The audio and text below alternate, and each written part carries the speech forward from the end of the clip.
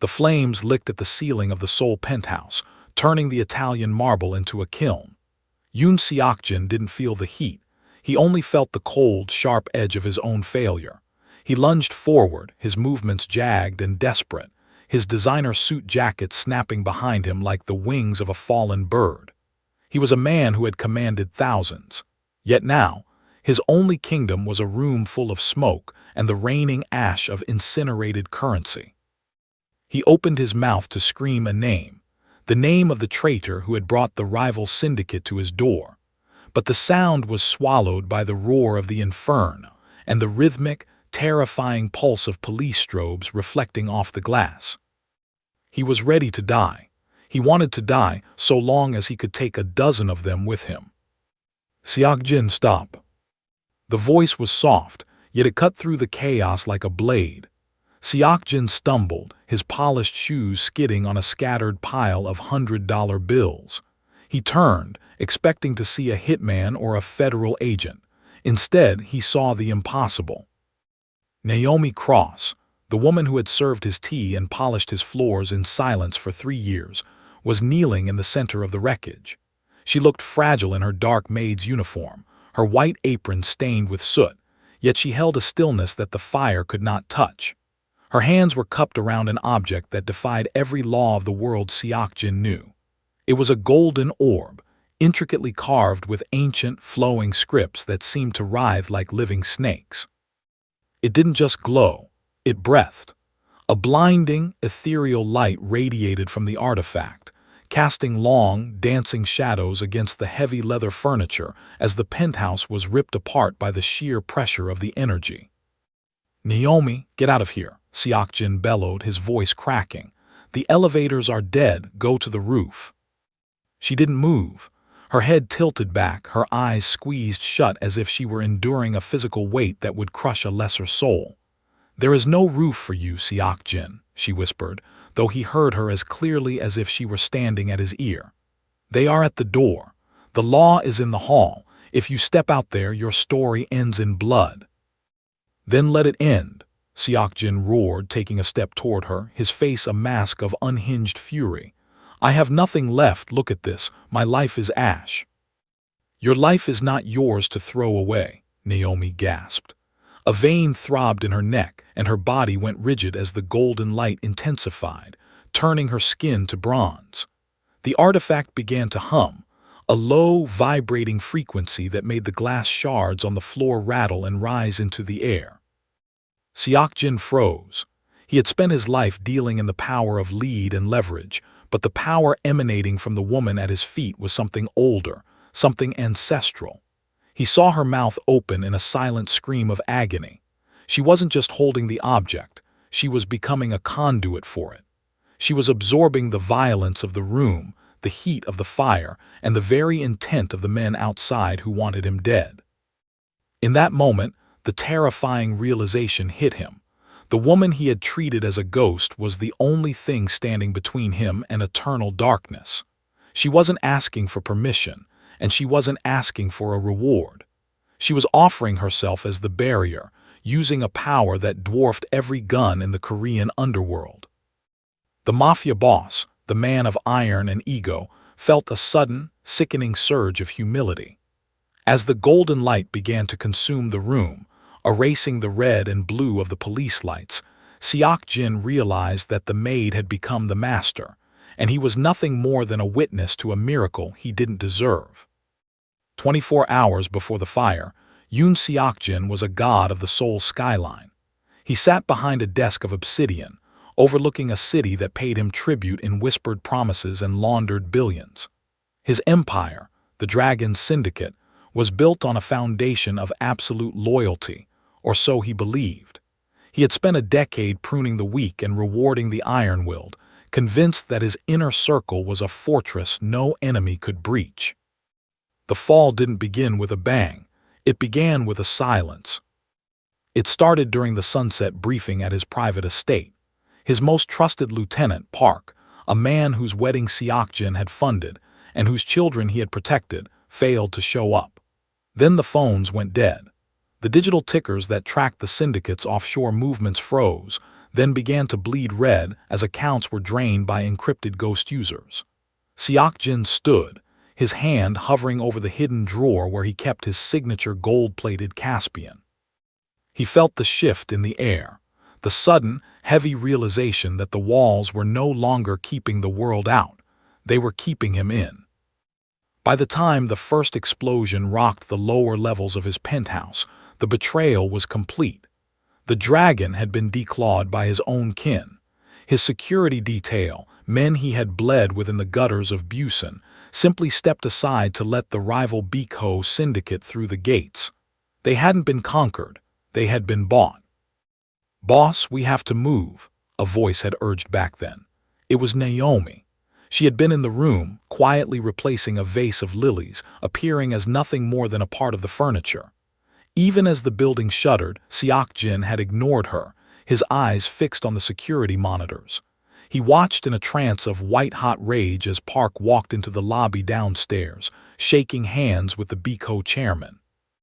The rage had been a poison, blinding him to the logistics of survival. He had spent the next hour in a frantic, losing battle, burning documents, and arming himself, even as his world grew smaller with every floor the invaders seized. He had retreated to the top-tier penthouse, his sanctuary turned into a cage. The Biko didn't just want him dead, they wanted him erased. They had ignited the gas lines in the kitchen, turning the ventilation system into a blowtorch that raced through the drywall.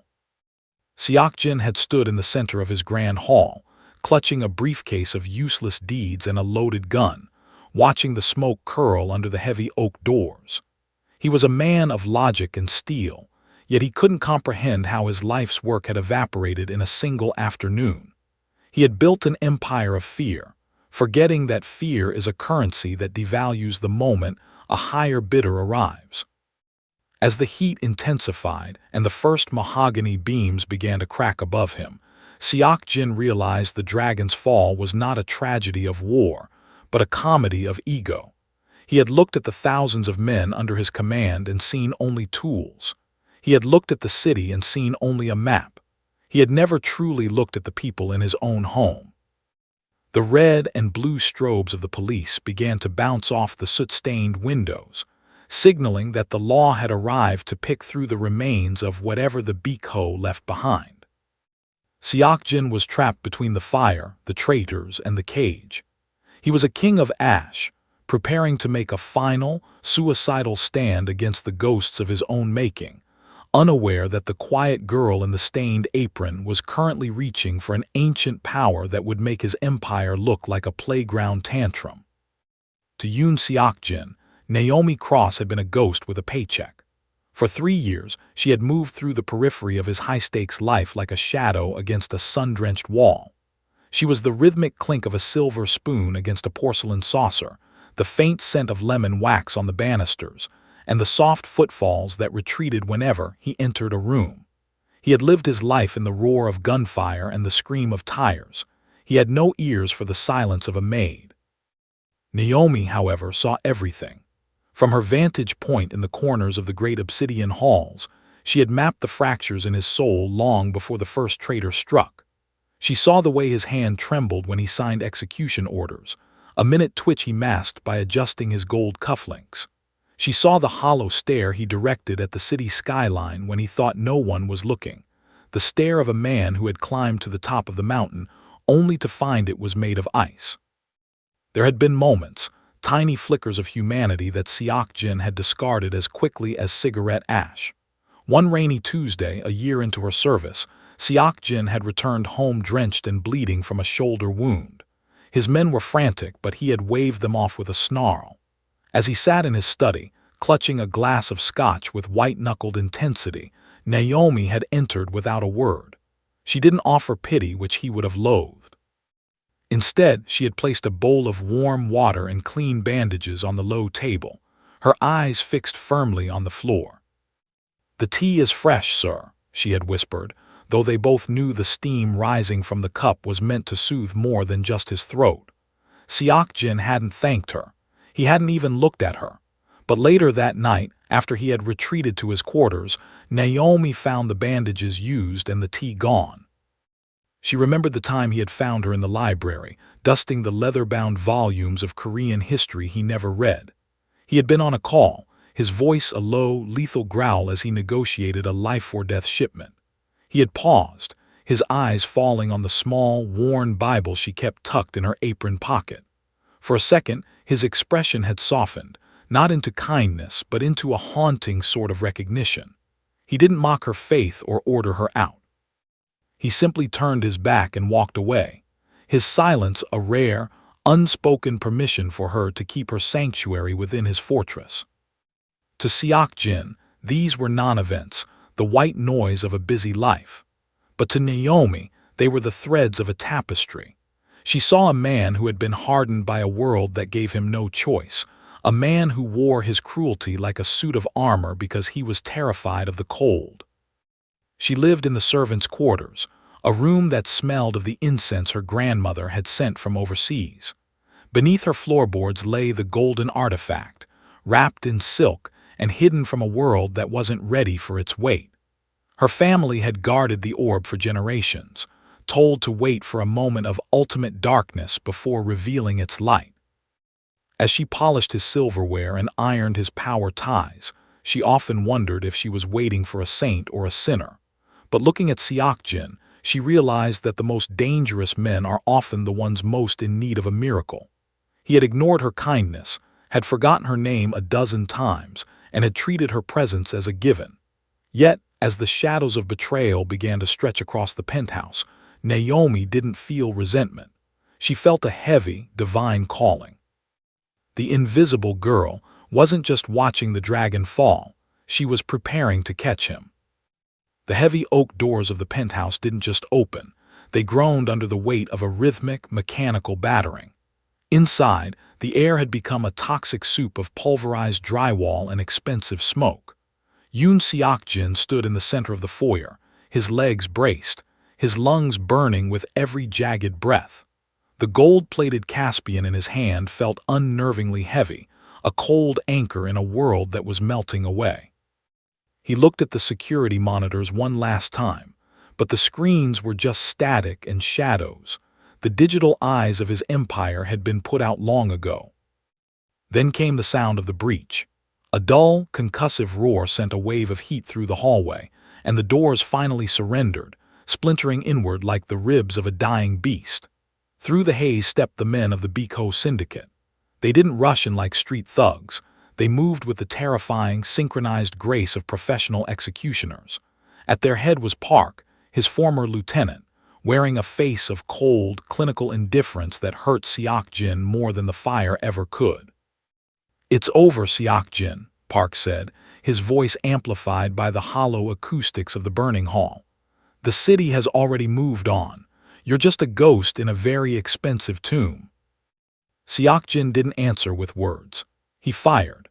The muzzle flash was a brief, violent strobe in the gloom, but the Biko shooters were prepared, diving behind the overturned remains of his mahogany dining table. A hail of return fire chewed into the walls, shattering the priceless vases and shredding the silk tapestries that had once been the pride of the dragon. Seok-jin retreated further into the heart of the penthouse, his heart hammering against his ribs like a trapped bird. He reached the master study, slamming the double doors and sliding the heavy brass bolt. But he knew it was a hollow gesture. The heat behind him was rising as the fire from the kitchen began to eat through the floorboards, and the rhythmic thud of boots in the hallway told him the Biko were closing the circle. He turned to the floor-to-ceiling windows, hopping for a miracle, but saw only the terrifying reality of his situation. Below, the street was a sea of flashing red and blue. The police had formed a perimeter, not to save him, but to contain the fallout. They were waiting for the fire to finish what the traitors had started. He was caught in the ultimate vice, the law below, the assassins at the door, and the inferno at his back. For the first time in his life, the dragon felt the cold touch of true helplessness. He looked at his reflection in the soot-streaked glass, a man in a $3,000 suit, covered in ash, clutching a weapon that had finally run out of leverage. There were no more hidden accounts to trigger, no more loyalists to call, and no more shadows to hide in. He was a king without a kingdom, a god without a temple, waiting for the final blow in a room that had become a furnace. The door to the study began to buckle under the weight of a tactical charge. Seok-jin raised his gun, his finger tightening on the trigger, his mind a whirlwind of red fury and black despair. He was ready to die in a scream of lead and fire. He didn't see the door to the servants' passage creep open. He didn't see the girl who had spent 3 years in his shadow stepping into the light of the burning room. He was too busy looking at his end to see his beginning. The brass bolt on the study door groaned, the wood splintering as the Biko enforcers threw their weight against it. Seok-jin ignored the sweat stinging his eyes, his gaze locked on the threshold. He was a man who had lived by the sword, and he was prepared to be buried by it. But as the door gave its final, sickening crack, a hand, small, steady, and cool, touched his arm. He spun, his gun leveled at the chest of the intruder, only to find himself staring into the dark, calm eyes of Naomi Cross. She had emerged from the servants' passage, but she was no longer the invisible girl who carried tea trays. In her hands, she held a bundle of heavy, age-blackened silk. As she unwrapped it, the room didn't just brighten. The very air seemed to thicken with a hum that vibrated in Seok-jin's marrow. "Put the gun away, Seok-jin," she said. It wasn't a request. It was the command of someone who had seen the end of the world and survived it. In her palms lay the golden orb, its surface a chaotic sea of shifting, etched symbols. It didn't reflect the firelight. It drank it, pulsing with an inner, rhythmic golden throb that made the shadows of the room dance in reverse. Seok-jin's gun hand wavered. He had seen every luxury and every weapon the modern world could offer, but this was something primal.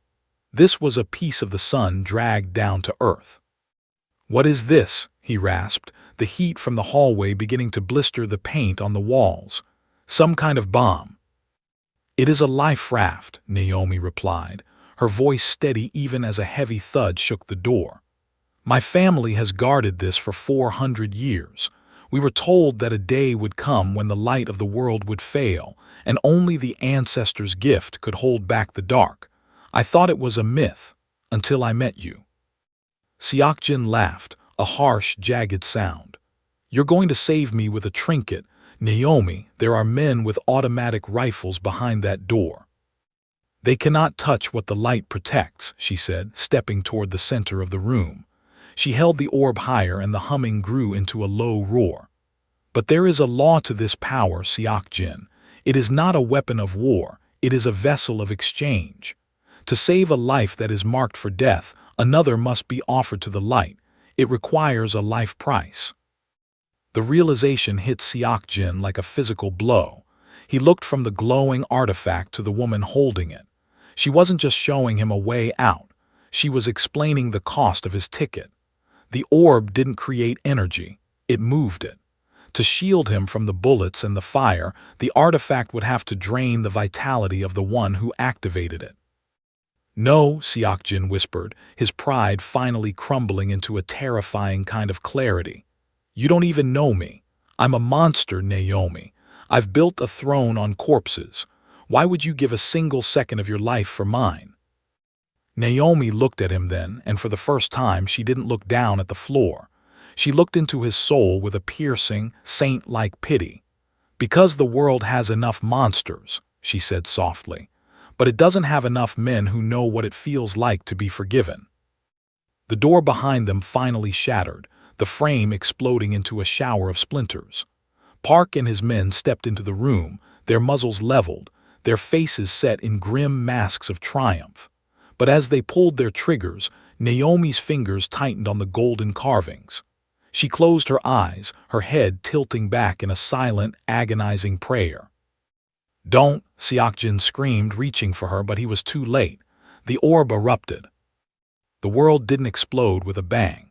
It dissolved into a shimmering, terrifying silence.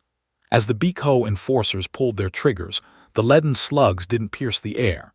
They hit an invisible, golden veil and turned into harmless liquid, dripping like honey to the scorched floor. Park's face contorted in a mask of confusion and primitive fear, but Seok-jin wasn't looking at the gunmen. He was looking at Naomi, and his heart was breaking in a way that no rival's betrayal could ever achieve.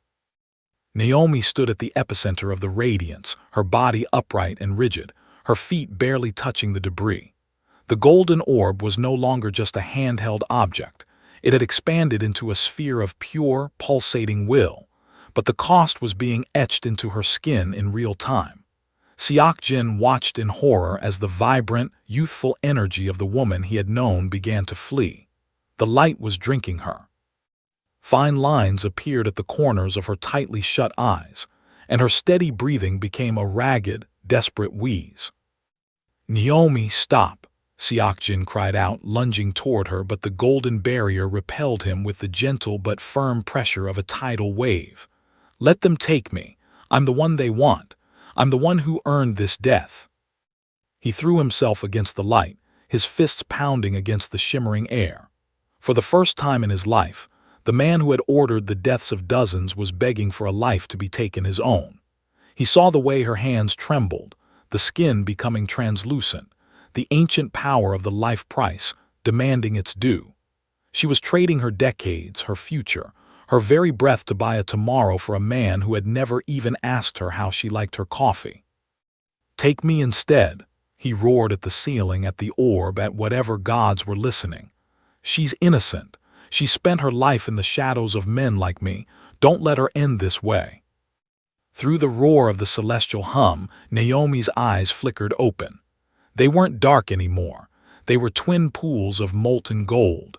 She looked at him, and for a fleeting second the pain on her face was replaced by a look of profound, devastating peace. "You don't understand, Seok-jin," she whispered, her voice sounding like dry leaves skittering over stone. "This isn't just about saving your body. It's about saving the man you were meant to be.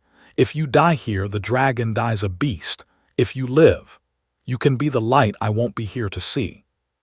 "I don't want a life paid for with your blood," Seok-jin sobbed, his knees finally hitting the floor. The great mafia boss was reduced to a child, reaching through the embers for a hand he could no longer hold. Naomi's mouth opened in a silent scream of agony as the orb reached its crescendo.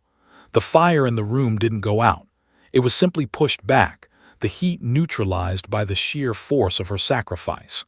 The Beek-ho men were fleeing now, stumbling over one another to escape the divine judgment radiating from the Maid's small frame. Park was gone, the empire was gone, and the law was a distant memory. There was only the light, the boss, and the girl who was giving everything away. As the glow reached a blinding intensity, Seok-jin saw Naomi's form begin to fade, her vitality flowing into the golden scripts of the orb. She was becoming the shield. She was becoming the miracle. And as the world turned white, Seok-jin realized that his soul had been bought with a currency he could never repay. The white light did not merely fill the room, it consumed the dimensions of reality itself. What had once been a luxurious penthouse, a monument to Yoon Seok-jin's ego, was stripped down to its skeletal remains as the golden orb reached its absolute zenith. The ethereal storm had arrived.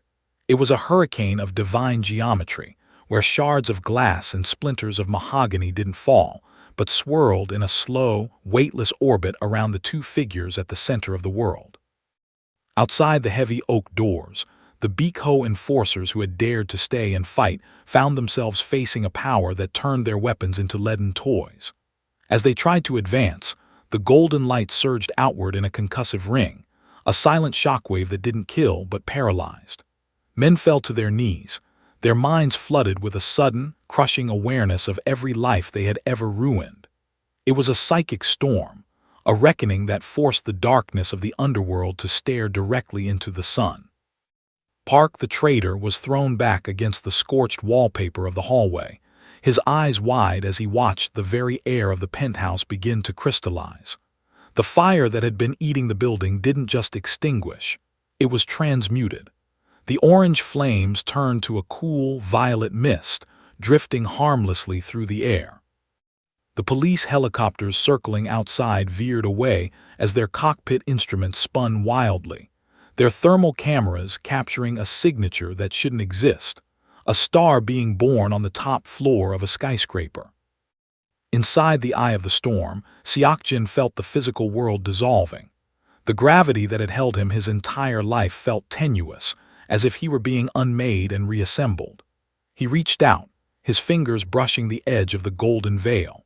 He could see the hundreds of $100 bills caught in the updraft, glowing like embers before disintegrating into dust. The wealth he had killed for, the paper he had worshipped, was being revealed as the dross it truly was. But at the heart of the storm, the cost was being finalized. Naomi's body was a silhouette of pure radiance, her form flickering as the life price drained the last of her youth. Every pulse of the orb sent a fresh wave of golden energy through the building, a heartbeat of light that shook the foundations of the city block. It was a cinematic crescendo of ruin and grace. The ceiling above them finally surrendered, the heavy steel beams twisting like wax as the penthouse opened up to the night sky. Rain began to fall, but as the drops hit the golden dome, they didn't splash. They turned into sparks of light. Seokjin looked up through the wreckage and saw the stars, but they were eclipsed by the girl kneeling before him. Naomi was a fading star herself, her silhouette growing thinner with every second of protection she bought him. The storm was a beautiful, terrifying vacuum, sucking the violence out of the night and replacing it with a silence so profound it felt like a physical weight. The Biko were gone, fled into the night or collapsed in the corridors. The police were a distant, silent memory. There was only the roar of the golden wind and the sight of Naomi's hand finally falling away from the orb. The storm reached its peak, a final, blinding flash that turned the night into noon for 10 miles in every direction. And then, with a sound like a single, indrawn breath, the world went black. The silence that followed the storm was heavier than the roar had ever been. When the world finally stopped ringing, the penthouse was a skeletal graveyard of iron and ash. The gold-plated Caspian lay in the soot, its barrel twisted and useless. The millions of dollars that had once swirled through the air were gone, reduced to fine gray flakes that coated the floor like a mocking snow. Yoon Seokjin pushed himself up from the debris, his joints aching, his lungs tasting the bitter tang of ozone and cooling marble. Naomi. His voice was a ragged ghost of the command it used to be. He found her at the center of the blackened circle where the light had been strongest. The golden orb was dull now, a heavy, silent stone resting in the ash. Naomi lay beside it, her small frame looking impossibly fragile amidst the wreckage of his world. Seokjin scrambled to her side, his knees scraping against the jagged remains of a crystal chandelier. He reached for her, his hands that had only ever known how to take, trembling as he pulled her into his lap. She was alive, but she was diminished. The vibrant youth that had defined her just minutes ago had been harvested by the artifact. Her hair was streaked with silver, and her breathing was a shallow, papery flutter. She looked as though she had aged decades in a heartbeat. "I have you," he whispered, a sob catching in his throat. "Naomi, stay with me, I have you." He looked around the ruins of his sanctuary. In the corner, a safe had burst open from the heat, spilling gold bars and bundles of currency into the dirt. An hour ago, he would have crawled over glass to save those assets. Now, looking at the gray pallor of Naomi's skin, the sight of the gold made him feel physically ill. It was dross.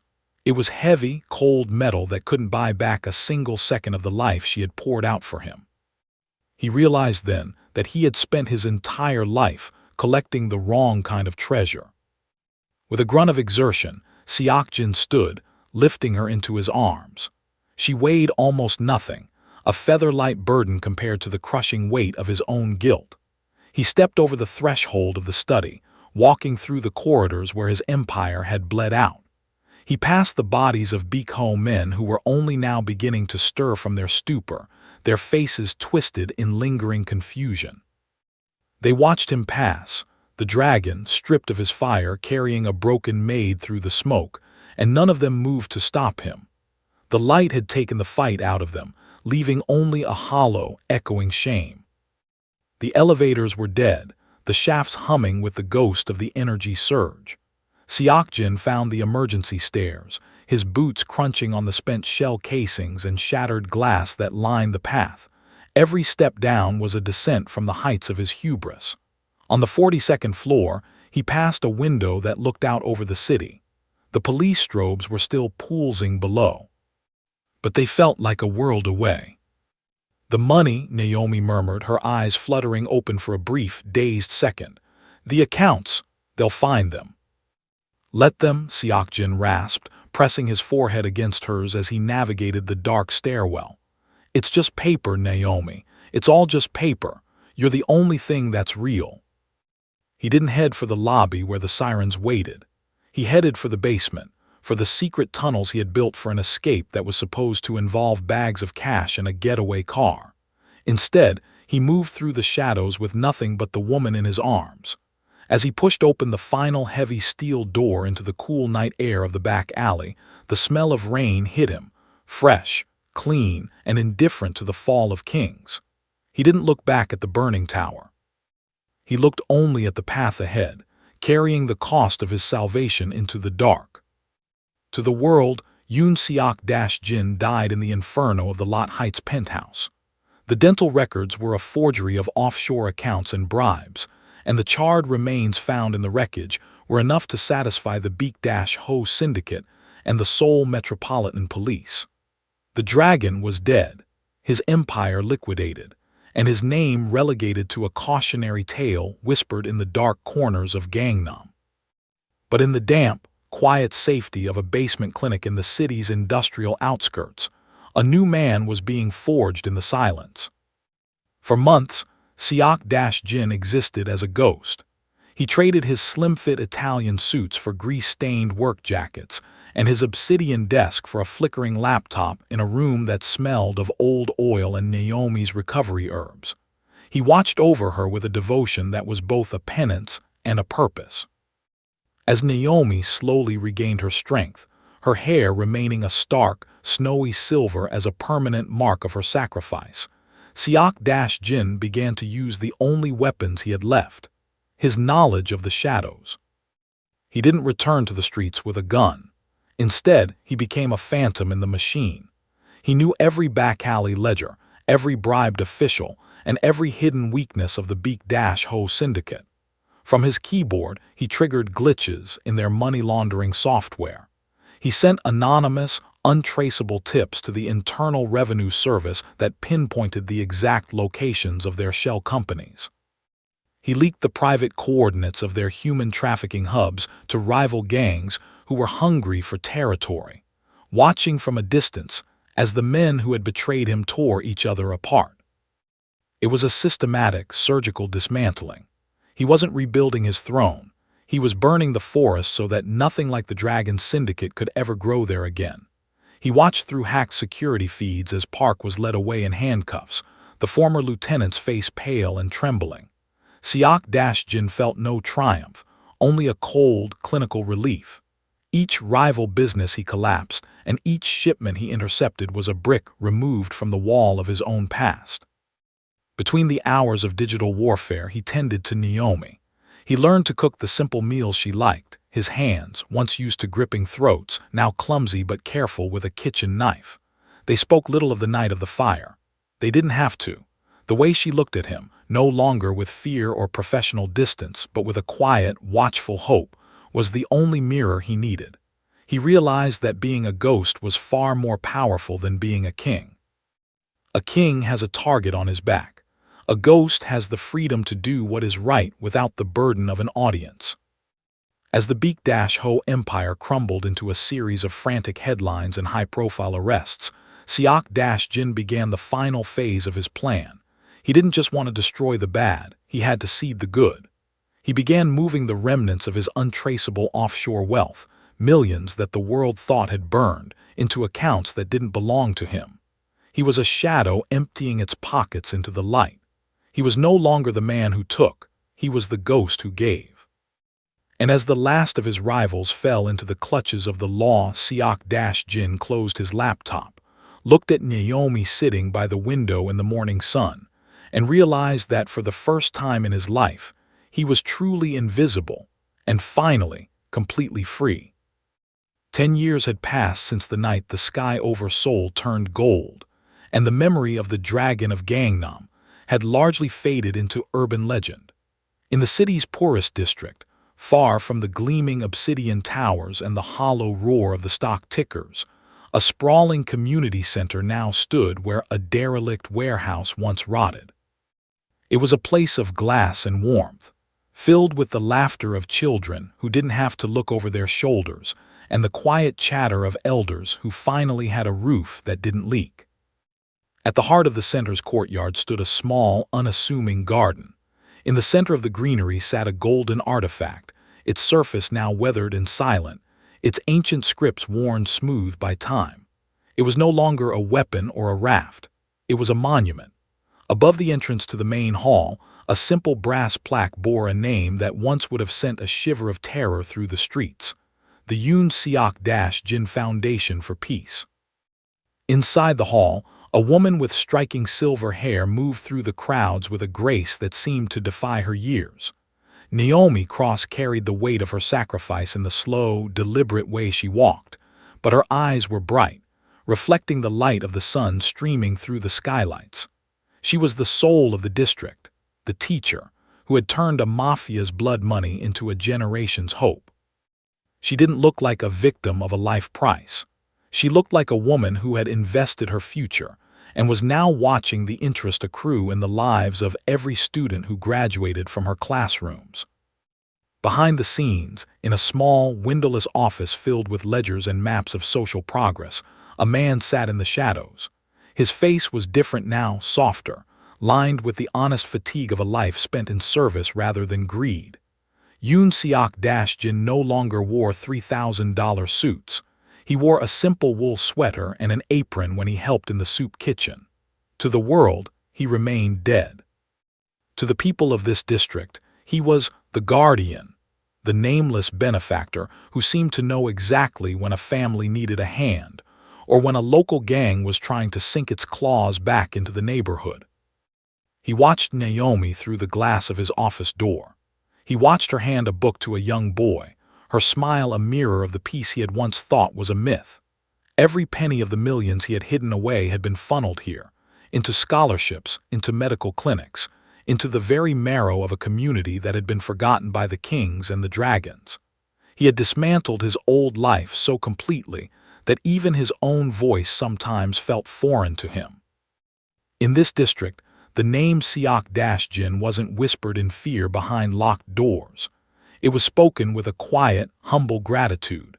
It was a name associated with the first library the neighborhood had ever seen, the first safe park, the first chance at a life without shadows. The man who had once built a throne on corpses had finally learned to build a legacy on life. As the sun began to set, casting a long, golden glow over the courtyard that mimicked the divine light of a decade ago, Naomi stepped into his office. She didn't say anything. She didn't have to. She simply placed a cup of fresh tea on his desk and rested her hand on his shoulder. Her touch was no longer the cool intervention of a savior, but the warm presence of a partner.